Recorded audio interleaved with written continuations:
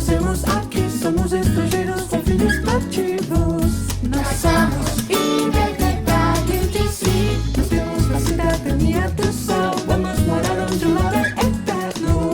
Nascemos independente de si, em unidade adorando um só Deus, um só batismo e uma só fé. Estamos aqui na família IBWTC. Deus nos escolheu com amor e vivemos para o seu louvor, fazendo a missão, levando paz e adoração em comunhão. Somos família IBWTC, louvando a Deus nesta nação. Somos família IBWTC, nós somos família Igreja Batista Brasileira de Washington DC. É uma alegria muito grande estar com vocês mais uma vez. Espero que você tenha tido uma semana abençoada. Hoje nós estamos reunidos para adorarmos a Deus, para termos um tempo especial de devoção ao nosso Deus, ao único e verdadeiro Deus. Eu quero te convidar agora a abrir o seu coração, a sua mente. Deixe a luz do céu entrar, deixe Deus falar com você, deixe a palavra de Deus prosperar no caminho do teu coração.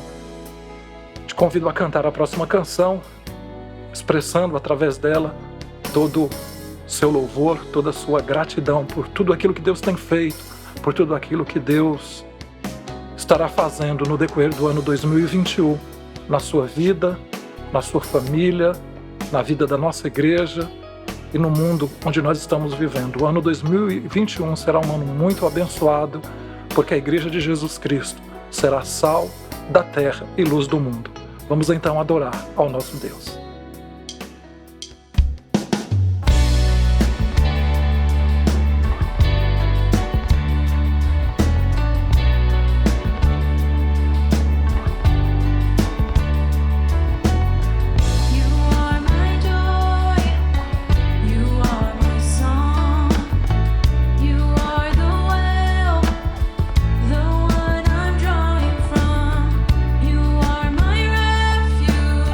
My heart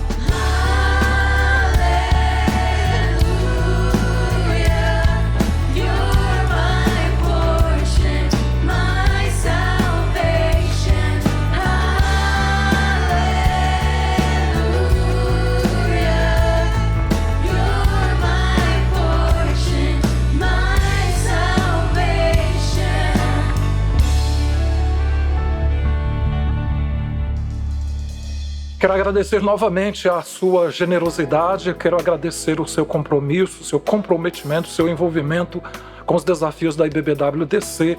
Agradeço a você que tem divulgado nossos cultos, nossas gravações, que tem convidado seus amigos e familiares a participarem da nossa transmissão virtual, da nossa transmissão online. Que Deus te abençoe. Utilize esse tempo, utilize esse recurso como instrumento nas mãos de Deus para que a palavra de Deus possa encontrar corações sedentos e que possa germinar e dar muitos frutos para glorificar o nome do Senhor. Nós vamos fazer a nossa contribuição de dízimo e oferta. Se você está preparado, se você está ok para fazer isso agora, utilize aí o seu aparelho, o seu computador, o seu telefone celular, ou então faça isso no horário que for mais apropriado para você. Eu quero, de forma muito especial, agradecer a todos vocês que têm contribuído, que têm mantido os nossos desafios, especialmente o que nós fazemos aqui na nossa sede e através dos nossos projetos missionários.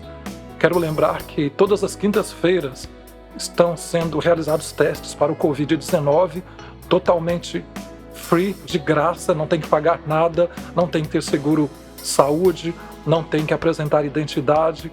Todas as pessoas de igreja ou sem igreja, de qualquer nacionalidade, são muito bem-vindas. Todas as pessoas são muito bem-vindas todas as quintas-feiras, de 10 da manhã até as 5 horas da tarde.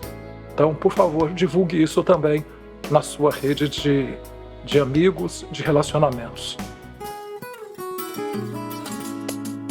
Para fazer a sua doação, basta acessar o nosso site www.ibbwdc.org e logo abaixo clique em Como Doar. Você poderá fazer a sua entrega de dízimos e ofertas com cartão de crédito, transferência bancária, mensagem de texto, ou também você pode enviar um cheque pelo correio para o nosso endereço que aparece logo abaixo. A qualquer momento durante o culto, você poderá direcionar a câmera do teu celular para o QR Code que aparece aqui na tela e você será direcionado diretamente para a página de como doar em nosso site, pelo navegador de internet do teu celular. Deus te abençoe.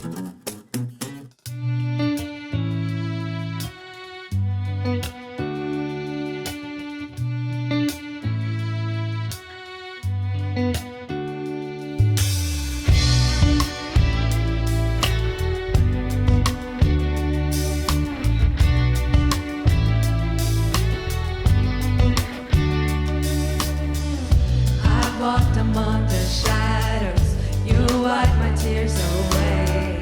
I felt the pain of heartbreak, I've seen the brighter day. I pray prayers to heaven from my lowest place. I have held your blessings, God, you give His hate away.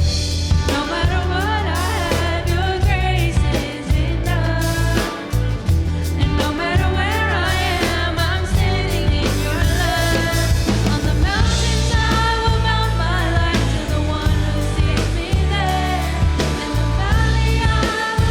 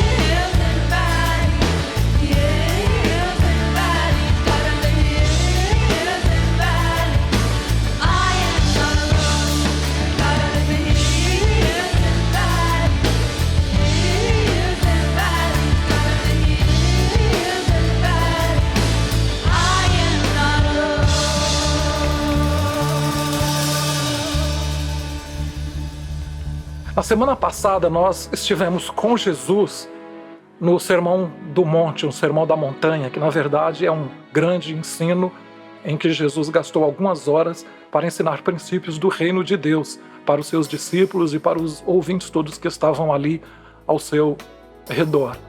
E hoje nós vamos dar continuidade. Nós estamos pensando sobre coisas que Jesus nunca falou. Você pode perguntar, mas como é que pode? Uma série sobre coisas que Jesus nunca falou? Na verdade, nós estamos falando sobre o que Jesus falou. O problema é que muitas palavras, expressões e pensamentos são colocados nos lábios de Jesus, quando na verdade ele não pronunciou. Semana passada nós vimos que o tempo resolve tudo. Jesus nunca falou isso, especialmente no que diz respeito a perdão. Perdoar e conceder perdão não é uma questão de tempo, mas é uma questão de decisão. Na medida em que você decide, você vai experimentar a ação do Espírito Santo. Algumas pessoas dizem, mas eu não sinto. Não é uma questão de sentir, é uma questão de obedecer e decidir. Hoje nós vamos pensar a respeito da felicidade, porque existe uma ideia, um pensamento de que nós devemos seguir a voz do nosso coração. Faça o que te faz feliz. E eu gostaria de dizer que Jesus nunca falou isso, a palavra de Deus não fala isso, não ensina a respeito disso. Dentro do Sermão do Monte mesmo, existe um bloco de ensinos chamado bem-aventuranças, ou as bem-aventuranças, ou as felicidades. E se você ler as bem-aventuranças, nenhuma bem-aventurança daquela está relacionado com algo prazeroso do ponto de vista sensorial, do ponto de vista da existência humana.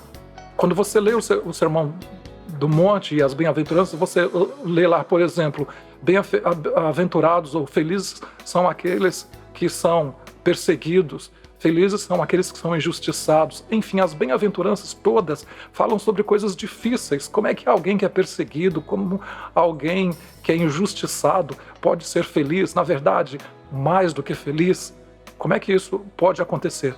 Isso significa que felicidade, na perspectiva de Deus, da palavra de Deus e do próprio Senhor Jesus Cristo, não tem nada a ver com hedonismo.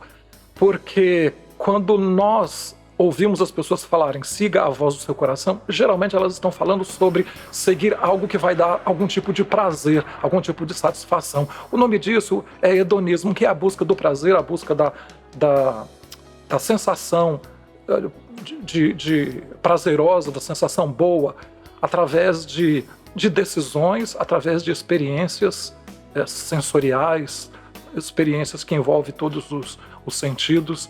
E isso não tem absolutamente nada a ver com felicidade do ponto de vista da Bíblia, da palavra de Deus. Hoje nós vamos pensar um pouco a respeito disso e eu gostaria que você me acompanhasse no raciocínio de hoje. Nós vamos pensar um pouco a respeito desse ensino de Jesus e as aplicações para a nossa cultura, para o nosso tempo. Tem um texto que eu gostaria de ler com você, são palavras de Jesus, é uma experiência que Jesus teve no Evangelho de João. Está em João capítulo 8, a partir do verso 2 eu gostaria de ler com você nesse momento. Ao amanhecer, Jesus, apareceu novamente no templo, onde todo o povo se reuniu ao seu redor, e ele se assentou para ensiná-lo. Os mestres da lei e os fariseus trouxeram-lhe uma mulher surpreendida em adultério. Gostaria de pausar aqui para fazer algumas considerações. Jesus, então, estava numa praça pública, pense aí numa praça pública de uma cidade, e ele se reunia com um grupo de estudo, um pequeno grupo de pessoas para as quais ele ensinava. E no meio do ensino, apareceu uma mulher trazida por mestres da lei, por religiosos, mulher que fora flagrada em adultério. Algumas considerações que eu gostaria de fazer aqui a respeito desse flagrante. Primeiro, por que não trouxeram o homem? De acordo com a lei de Moisés, Levíticos, capítulo 20, está escrito que tanto o homem ou a mulher que for flagrado em adultério deveriam ser apedrejados. Onde está o homem? Por que esse homem não foi trazido? Segundo, como que essas pessoas estavam espionando este casal no relacionamento sexual? O que era isso? Que negócio é esse? Estranho o que aconteceu. são considerações que nós tivéssemos tempo, nós poderíamos explorar aqui um pouco mais. Mas Jesus então é interrompido e ele agora é objeto do questionamento daquelas pessoas. A história continua. Fizeram-na ficar em pé diante de todos e disseram a Jesus: Mestre, esta mulher foi surpreendida em ato de adultério. Olha que situação. Essa mulher foi flagrada. Ela certamente estava com pouca roupa, estava quase despida, numa atitude totalmente vergonhosa, e ela foi colocada ali diante daquelas pessoas, e eles fizeram essa pergunta para Jesus: Mestre, essa mulher foi surpreendida em ato de adultério. Na lei de Moisés, nos condena a apedrejar tais mulheres. E o Senhor, o que diz? Eles estavam usando essa pergunta como armadilha. Aqui está a explicação da razão da pergunta. Eles estavam usando essa pergunta como armadilha a fim de terem uma base para acusá-lo. Então, o que eles estavam tentando ali era pegar Jesus. Era uma pergunta capciosa. Era uma pergunta que tinha como objetivo deixar Jesus numa situação em que ele não tivesse saída. E aí Jesus se abaixou e começou a escrever, o versículo 6, começou a escrever no chão com o dedo. Tá aí uma outra pergunta: o que ele escreveu no chão?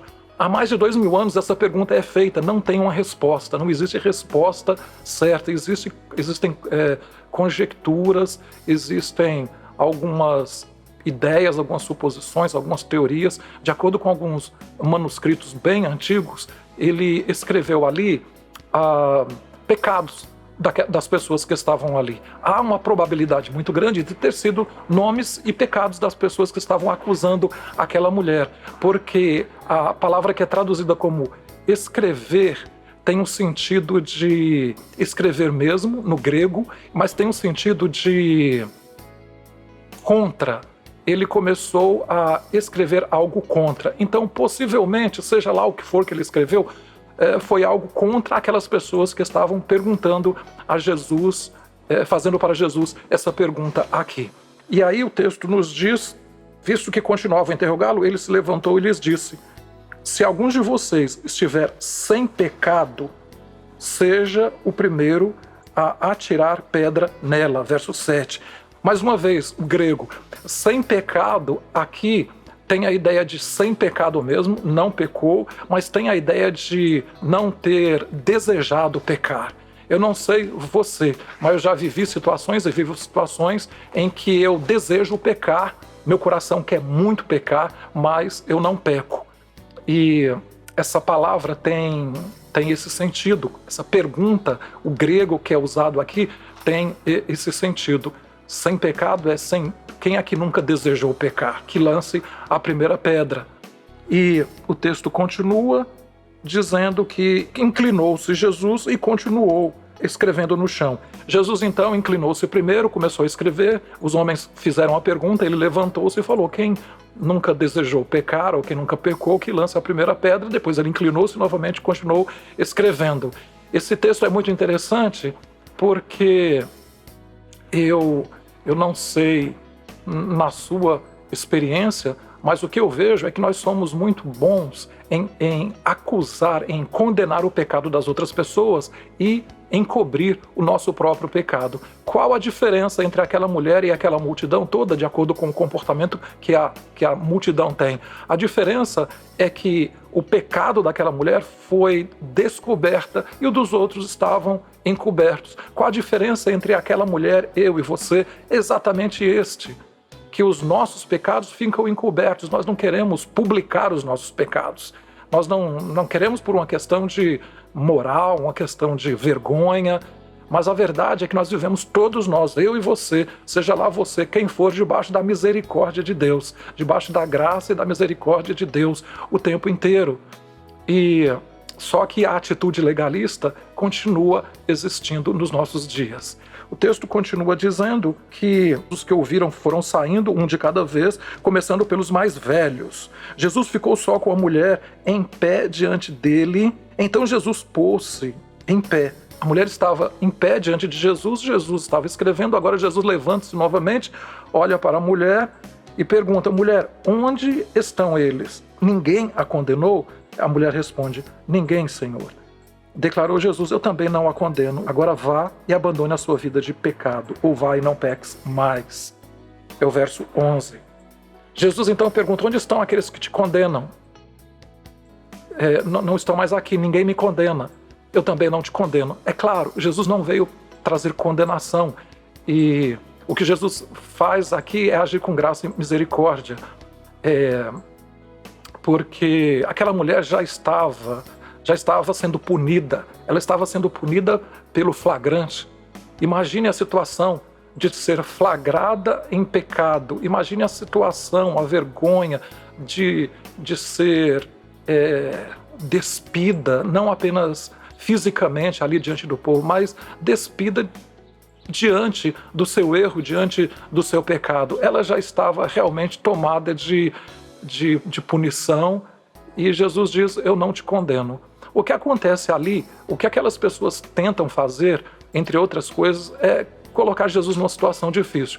E os motivos são os seguintes: se Jesus dissesse apedreja a mulher, já que está escrito na lei que deve apedrejar, então apedreje. Aí teria um problema. O problema é que o mestre gracioso e amoroso, que era Jesus, entraria em contradição. Um outro fato é que quem legislava ali naquele lugar não era a lei de Moisés, mas era o Império Romano, porque Israel era uma colônia de Roma. E se Jesus falasse apedreje, ele estaria indo contra o Império Romano. Se Jesus dissesse não apedreje, estaria indo contra a lei de Moisés. Enfim, o que Jesus iria fazer? Bem, o que ele faz aqui é o que nós acabamos de ler. Ele começa a escrever e possivelmente Jesus fez aquilo, escreveu os pecados das pessoas, mais ou menos assim. Imagina que tinha ali um judeu chamado Yosef, e aí ele olha para o Yosef e diz assim: Yosef, eu sou onisciente, eu sei exatamente onde que você estava terça-feira à noite. Eu sei que no histórico, no navegador do seu computador, está lá registrado que você estava vendo site pornográfico, vendo mulheres nuas. Eu sei exatamente disso. Terça-feira, 8 horas da noite, você estava lá. E escreveu ali o nome daquelas pessoas. Então eu quero trazer para os nossos dias da forma mais real possível, para que nós possamos entender e aplicar melhor essas verdades que estão escritas aqui. O texto então que nós lemos, nós vemos Jesus dizendo: não, eu não te condeno, agora vá. Você está liberta, você está livre, você não pertence a mim, você não pertence. Se você quiser ser minha seguidora, você seja, mas siga o teu caminho. E está aqui o que Jesus não diz. Jesus não fala assim: eu também não te condeno, vá e siga a voz do seu coração. Vá e faça o que te faz feliz. Jesus não faz isso. O que Jesus fala, Jesus diz: vá e não peques mais. Vá e abandone essa vida de pecado. Uma pergunta: por que nós caímos e cedemos ao pecado com uma certa facilidade? Por que isso acontece? Por que isso acontece? Certamente porque o pecado é bom. O pecado é bom. O escritor, quem concorda que pecado é bom? O pecado é bom, porque se não fosse bom, não seria pecado. E aquilo que tenta, quem é tentado ou tentada, é tentado por alguma coisa que é atraente, que é boa. O escritor aos Hebreus fala que é um prazer fugaz do pecado. Prazer fugaz do pecado. E nós somos muitas vezes enganados por essa ideia de que é algo prazeroso. Por que nós agimos dessa maneira? Essa é uma pergunta. Certamente a primeira resposta é essa: porque é algo prazeroso. O segundo motivo é que o pecado promete satisfação às custas da desobediência a Deus e eventual dor para a sua vida, para a vida de quem peca. E essa é uma grande armadilha. Geralmente as pessoas, quando pecam, não pensam dessa maneira, que aquela satisfação é em função da desobediência a Deus, e em virtude disso vem uma eventual dor para a vida das pessoas que caem nessa armadilha. Eu gostaria de pensar um pouco sobre essa mulher. Quem era essa mulher? Como sempre, as mulheres no Novo Testamento, a grande maioria não tem nome. É a mulher do fluxo de sangue, é a mulher do poço de Jacó, e é a mulher adúltera. Bem, essa mulher, eu não sei qual é o nome dela, e eu não sei a história dela, mas eu gostaria de pensar em duas possibilidades. A primeira possibilidade é que era uma mulher pervertida. Ela um dia acordou de manhã e disse: hoje eu vou adulterar. Eu vou adulterar, eu vou destruir o casamento de alguém. Hoje eu vou fazer isto. Então essa é uma possibilidade. A segunda possibilidade é que era uma mulher decente, era uma mulher temente a Deus. Era uma mulher que tinha uma boa reputação. Ela foi casada durante muito tempo, um casamento abençoado, um casamento feliz. Eram apaixonados, só que essa paixão, essa atração, esse cuidado que tinham um pelo outro acabou se arrefecendo, esfriando, e hoje em dia não tinha nada de empolgante no relacionamento, nada de gracioso no relacionamento. O marido se tornou agressivo, abusivo, ausente, distante, e ela ficou com a autoestima bastante prejudicada e decidiu ir trabalhar. Foi trabalhar para melhorar a autoestima. E ela começou a se sentir bem mesmo, trabalhando, levantando, tendo seus compromissos de segunda a sexta-feira, às sextas-feiras, sentindo útil, ganhando o seu dinheiro, o seu salário. Estava indo tudo bem. Mas no trabalho ela conheceu um rapaz, uma pessoa lá. Era uma pessoa que falava coisas engraçadas, era uma pessoa divertida, e eles começaram a ter amizade. Conversavam, almoçavam juntos, e ela me incluiu no seu grupo de Instagram e começou a segui-lo no Instagram, e começaram a interagir pela internet, colocar sinais de coração, curtindo lá as postagens, e isso foi aumentando a intensidade tanto da parte dela como da parte dele, e os dois começavam a conversar depois do expediente e ficavam até tarde conversando. Uma bela noite ele disse para ela que estava vivendo uma crise há muito tempo na sua vida conjugal, no seu casamento, e ele estava em crise e disse assim: eu errei quando eu casei com a minha esposa, eu na verdade deveria ter me casado com você. Ela ficou abalada, mas ficou muito emocionada e feliz, porque ela já estava sentindo algo por ele. Ele era um tipo de pessoa. Ela cortou o cabelo naquela semana, o marido dela nem percebeu, ela colocou luzes no cabelo, o marido dela não fez nenhum comentário, mas no dia que ela chegou com o cabelo mudado, o colega de trabalho elogiou. Enfim, aquela mulher estava se sentindo muito bem, e o caso era aquela pessoa. Coisas pequenas foram acontecendo, passo a passo, dia após dia, pequenas decisões, e de repente ela se via agora nua, flagrada em adultério. Flagrada em adultério. O pecado na vida dessa pessoa não aconteceu de uma hora para outra. Veio acontecendo paulatinamente, passo a passo, devagar. E é assim que acontece na maioria das vezes. Por que nós pecamos?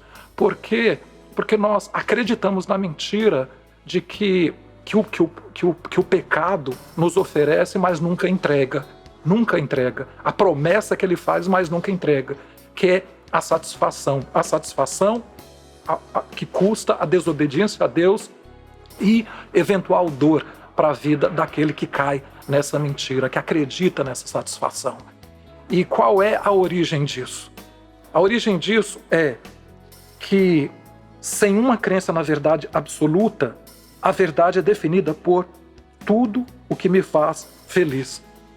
O problema é que existe algo na nossa cultura chamado relativismo. Relativismo é a ideia de que tudo é uma questão de perspectiva, é uma questão de ponto de vista, é uma questão do que você acha, é uma questão de idiosincrasia, de pontos de vistas diferentes. Isso é relativismo. Em outras palavras, não existe uma verdade absoluta.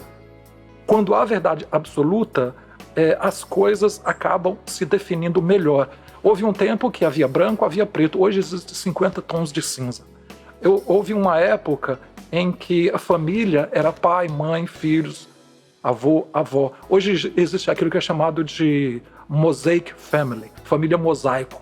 Existe o pai, a mãe, o marido da mãe, existem os irmãos que vieram do casamento do marido da minha mãe, existe a nova esposa do meu pai, enfim, hoje as coisas estão assim, difíceis de se definir, e eu poderia dar vários exemplos, mas nós vivemos esse mundo, nada é absoluto, as coisas são todas relativas, e quando as coisas são relativas, eu repito a frase que eu disse no começo, sem uma crença na verdade absoluta, a verdade é definida por tudo o que me faz feliz.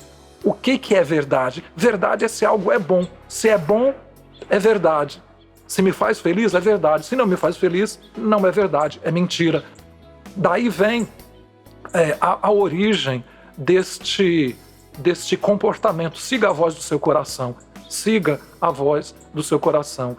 E qual é a raiz mais profunda disso? A raiz mais profunda disso é a ideia de que santidade e felicidade são opostos entre si. Se eu quiser ser feliz, eu tenho que abrir mão de uma vida santa. E felicidade e santidade não são coisas opostas. Não são coisas diametralmente opostas, de acordo com os ensinos de Jesus Cristo, de acordo com o significado de felicidade do ponto de vista da palavra de Deus. Porque do ponto de vista humano, a felicidade é uma questão de prazer, de satisfação existencial. E o que nós estamos vivendo nos nossos dias é uma espécie de náusea. O existencialismo prega que você deve fazer aquilo que te satisfaz, aquilo que você quer, enquanto você existe. Só que a consequência disso é uma espécie de empapuçamento, é uma espécie de náusea, de tudo, qualquer coisa, seja lá o que for. E quando não há, então, uma verdade absoluta, tudo é muito relativo. E aí as pessoas acabam fazendo aquilo que manda o coração. O grande problema é aquilo que eu e você já sabemos, que o coração é enganoso. Quantos de nós já tomamos decisões baseados em sentimento, na voz do coração e nos arrependemos? Entretanto, Deus está interessado na nossa felicidade. Não existe em momento nenhum na Bíblia, nas palavras de Jesus, a ideia de que Deus está na eternidade querendo que os seus filhos sejam infelizes, porque Deus amou o mundo de tal maneira que deu seu Filho ao mundo para que todo aquele que nele crê seja miserável, seja infeliz. Mas essa é a ideia que está na cabeça de muitas pessoas. Se eu entregar minha vida para Jesus, eu vou ter que ter uma vida santa e aí eu vou ter que fazer tudo que é chato, tudo que é insuportável.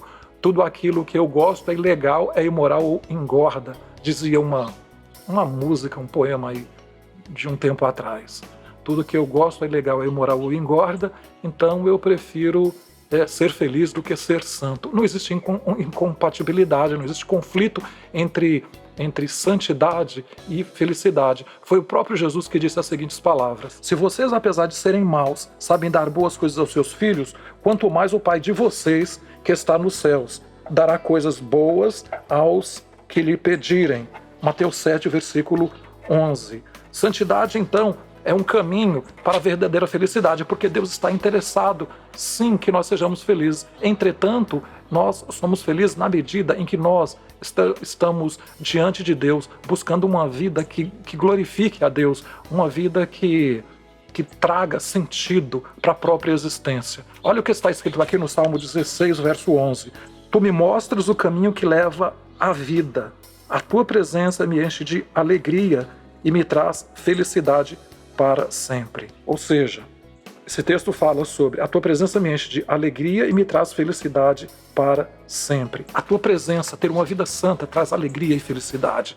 É isso que a Bíblia ensina, é isso que a palavra de Deus ensina. Se você quer ter uma vida feliz, busca a presença de Deus. Porque o que a experiência tem mostrado exatamente é que aquilo que as pessoas chamam de felicidade acaba se chegando num ponto de esgotamento, acaba trazendo náusea, nojo para a vida das pessoas. Isso acontece com todos. Você já percebeu, eu não sei se você que está me ouvindo agora tem o hábito de vícios, tem algum tipo de vício, eu não sei qual é, se é bebida alcoólica, se é droga, se é pornografia, se é comer, eu não sei qual é o seu problema, mas seja lá qual for, você já deve ter se empapuçado dessas coisas todas. Você olhou para aquilo, você salivou, você cresceu os olhos em cima daquilo, talvez seja luxúria no seu caso. Só que você se envolveu nisso tudo até um ponto que você ficou esgotado. Essa foi a experiência de Salomão no livro de Eclesiastes. Ele se entregou a todo tipo de prazer que ele poderia experimentar na sua época. No final da vida, ele fica frustrado e ele diz assim: lembra-te do teu Criador nos dias da tua mocidade, antes que venham os maus dias nos quais dirás não tenho neles contentamento. É isso que acontece na maioria das vezes. O caminho da busca do prazer no sentido hedonista, nesse sentido de siga a voz do seu coração, é um caminho que chega a um estado de esgotamento. As pessoas ficam o tempo inteiro procurando algo. O álcool não é suficiente, precisa de uma droga mais forte, e uma experiência sexual, hétero, homo, bestial, enfim. Sabe por quê? Porque o nosso coração é um buraco sem fundo, é um poço sem fundo. Você satisfaz um prazer, aquele prazer já não serve mais. Eu vejo isso o tempo inteiro. As pessoas querem casar, aí depois que casa, quem casa quer casa. Agora quer ter filho, não quer só ter filho, quer ter um animal, cachorro, aparelhos eletrônicos, não quer ter uma casa, quer ter uma determinada casa em uma determinada cidade, quer uma casa de praia, uma casa de campo, uma casa para tirar férias. Por que o tempo inteiro? Por que essa falta de satisfação? Eu vou te falar por quê. E é uma ilustração que não é minha, é do Max Lucado. O Max Lucado, se você gostar da ilustração, esqueça o nome do Max Lucado, lembra que eu contei essa história. Se for ruim, lembra que foi o Max Lucado. Vamos lá. Pensa na seguinte ideia: vamos tirar um peixe do mar. Vamos tirar um peixe do mar e colocar na praia, numa praia mais linda do Caribe. Você acha que esse peixe vai ficar feliz? A resposta é não. Ele vai se debater. Mas se a gente der para ele peixes, sardinhas, enguias, né, umas peixinhas bonitinhas, sensuais, para aquele peixe na praia do Caribe, umas peixinhas bem sexys. Se a gente der para ele todo o dinheiro do mundo, se a gente fizer para ele, sabe o que? Mojito, margarida, cerveja. Se a gente armar ali uma rede debaixo de umas árvores e der também água de coco, se a gente der fazer essas coisas, der para ele revista Playfish, né? Playboy é para os seres humanos, o Playfish para aquele peixe, ele vai ser feliz? A resposta é não, não, não, o tempo inteiro. Sabe por quê? Porque peixe não foi feito para a praia, peixe foi feito para o mar. Por que que os seres humanos não conseguem felicidade seguindo a voz do coração, fazendo aquilo que lhes dá prazer, sendo hedonistas? Por quê? Por que que as coisas, por que que não sei? Por quê? Porque nós não fomos feitos para esse mundo. Nós, seres humanos, não fomos feitos para esse mundo. Nós fomos feitos para Deus. Nós fomos criados para Deus e estamos nesse mundo para uma missão. E a nossa missão primordial é glorificar a Deus. Nós fomos feitos para o louvor da glória de Deus. Eu já citei e volto a citar o Teilhard de Chardin, que é um teólogo católico. Nós não somos seres humanos passando por uma experiência espiritual católica, batista, assembleiana, judaica, muçulmana. Não somos seres humanos passando por uma experiência espiritual. Nós somos seres espirituais passando por uma experiência humana. Nós somos seres espirituais. Nós estamos aqui por 50, 60, 70, 80 anos, 100 anos, eu não sei quanto tempo, mas nosso espírito voltará para Deus que o deu. Nós não fomos feitos para esse mundo. É por isso que as coisas desse mundo são prazeres fugazes do pecado, de acordo com o escritor aos Hebreus. É tudo fugaz, é tudo efêmero, é tudo muito transitório, satisfaz por curto espaço de tempo. Pensa em qualquer coisa, seja lá o que for, que te traga prazer, tragará prazer, sim, por um curto espaço de tempo. Mas por que isso acontece? Porque nós não somos daqui, é igual a história do peixe. O prazer do peixe é estar no mar. tira ele do mar e dá qualquer outra coisa, ele vai se debater e vai morrer. É o mesmo que acontece comigo e com você. É triste, é lamentável ver o número de pessoas frustradas, é triste, é lamentável ver o número de pessoas que cometem suicídio. Por quê? Porque a vida chegou num ponto de esgotamento. Siga a voz do seu coração. Jesus nunca falou isso. E é o pior conselho que alguém pode dar para uma pessoa. Por quê? Porque nosso coração é um poço sem fundo. Porque nosso coração é enganoso. Nós fomos feitos para Deus. E nossa alma só encontrará repouso em Deus. Essa foi uma frase do Agostinho, chamado Santo. Eu quero convidar você hoje, onde quer que você esteja, eu quero convidar você a entregar sua vida para Deus. Possivelmente eu estou falando com uma pessoa talvez esgotada. É possível que eu esteja falando com alguém que está esgotado, cansou. Você já procurou prazer nos relacionamentos, você já procurou prazer em qualquer tipo de diversão. Você procurou, mas você chegou nesse estado de empapuçamento, de esgotamento. Você não aguenta mais. Eu quero te convidar hoje. Entrega a tua vida para Jesus.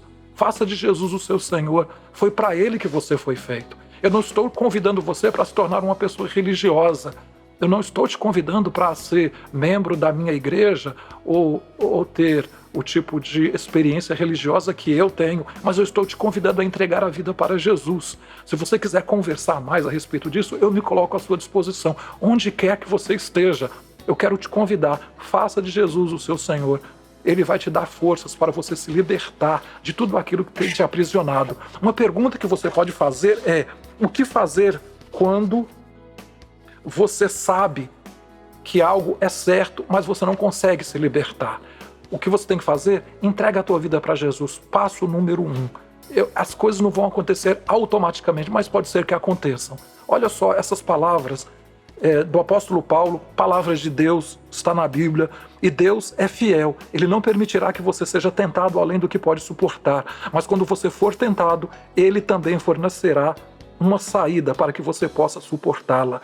Cada tentação é um convite especial para você depender de Cristo. Cada tentação é um convite especial para você depender de Jesus. Por isso hoje, o meu apelo é para que você entregue a sua vida para Jesus. Se você já entregou, está caminhando por caminhos distantes de Deus, eu quero te convidar hoje. Reavalie o seu caminho, reveja seus conceitos e valores e reconstrua o seu caminho. Volte ao primeiro amor, volte à presença de Deus. Que Deus te abençoe, que essa palavra prospere na sua vida. Eu quero orar por você. Pai, eu te agradeço pela tua palavra, agradeço por Jesus, agradeço por tudo que Ele disse. Eu oro e peço que o Senhor nos abençoe através do texto de hoje, através do capítulo 8 do Evangelho segundo João. Muito obrigado, Deus. Nós oramos e pedimos que a experiência de Jesus teve com aquela mulher seja instrumento nas mãos do Espírito Santo para nos abençoar nessa hora. Nós muitas vezes somos enganados, Pai. Nós somos iludidos achando que o pecado irá trazer satisfação que só o Senhor pode nos dar. Por isso nós pedimos, Pai, que a Tua palavra seja lâmpada para os nossos pés e luz para o nosso caminho, que traga luz ao nosso entendimento, que desvende qualquer sombra de dúvida que o pecado esteja colocando. Nós oramos e pedimos, Pai, que o Senhor abençoe a vida de cada um de nós, nossos familiares, nossos filhos e filhas, nossos maridos e esposas. Abençoa, Pai, a vida da nossa congregação. Muito obrigado, Deus, porque o Senhor é o Deus que nos ensina a lição do perdão. Obrigado porque Jesus disse: eu não te condeno. E eu te agradeço porque eu escuto isso hoje, nessa hora, e cada um de nós podemos escutar isso. Não, eu não te condeno, vá e não peques mais. Muito obrigado, Deus querido, porque a tua palavra é espada, é verdade, e nós oramos pedindo, Pai, que essa palavra possa criar uma ruptura agora entre a vida com o Senhor e uma vida longe do Senhor. Nós te pedimos, o Senhor nos ajude. Muito obrigado por este domingo, por esse dia. Nós oramos pedindo que o Senhor continue falando conosco. É a nossa oração, é o nosso pedido de agradecimento no nome de Jesus Cristo, o Senhor, que vive e reina hoje para todo sempre. Aleluia. Amém.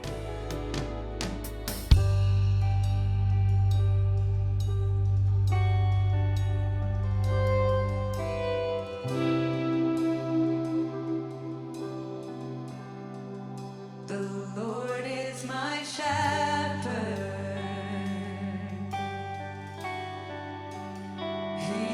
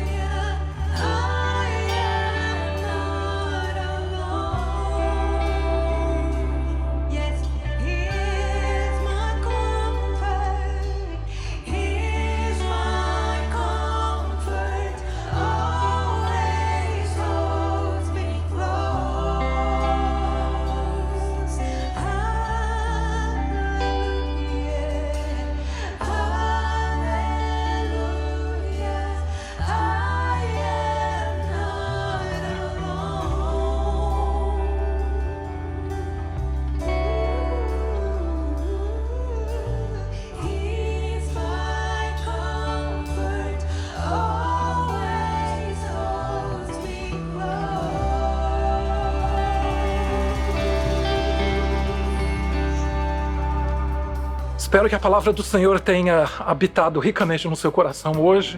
A minha oração, meu desejo é que essa palavra de Deus prospere e que você tenha uma vida de vitória sobre as tentações, que você tenha uma vida que glorifique o nome de Deus, que o seu coração não seja o referencial para você tomar as suas decisões, mas que as palavras de Jesus sejam sim os referenciais para que você tome decisões. A pergunta talvez mais importante que você deveria fazer diante das dúvidas é: o que faria Jesus? Ou o que diria Jesus se estivesse na minha situação?